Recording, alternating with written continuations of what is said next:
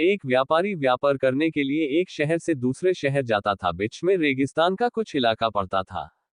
वह आदमी एक नेगेटिव सोच वाला इंसान था, हमेशा शिकायत करता रहता था कि मेरे पास ये नहीं है, वो नहीं है, इसकी कमी है, उसकी कमी है।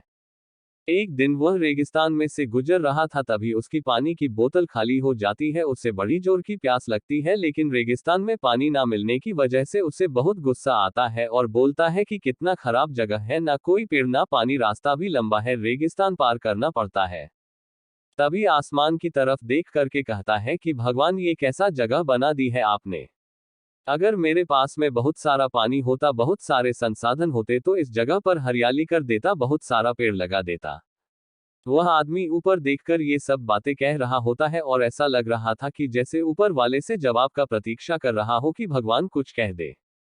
अब चमत्कार ये हुआ कि वह जैसे ही नीचे देखा, उसे अपने आंखों के सामने एक कुआं दिखाई दिया। वह पूरी तरह से घबरा गया, क्योंकि उसने कभी भी उस रेगिस्तान में कुआं नहीं देखा था।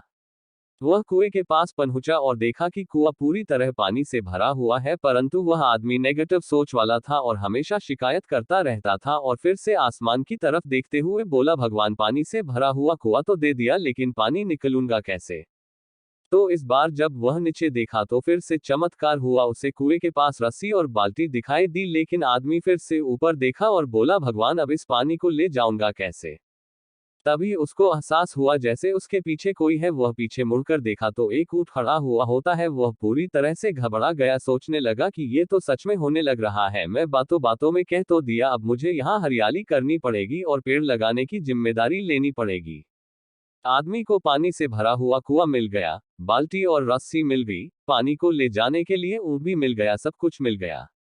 अब वह आदमी सोच रहा था कि ये मैं बातों बातों में क्या बोल दिया, ये तो गड़बड़ हो गया। अब वह तेजी से दौड़कर भागने लगा। वह भाग रहा था, उस जिम्मेदारी से बच रहा था, तभी एक कागज उड़ते हुए आया और इसके शरीर से चिपक गया। उसने जब उस कागज को देखा तो उस पर लिखा हुआ था कि मैंने तुम्हें पानी दिया, कुआं दिया, रस्सी और बाल्टी दिया, पानी को ले जाने के लिए साधन दिया, फिर भी क्यों बचकर भाग रहे हो। उस आदमी को लगा कि मेरे साथ पता नहीं क्या हो रहा है। वह दौड़ते दौड़ते रेगिस्तान को पार कर लिया, लेकिन उस रेगिस्तान को हरा भरा नहीं बनाया।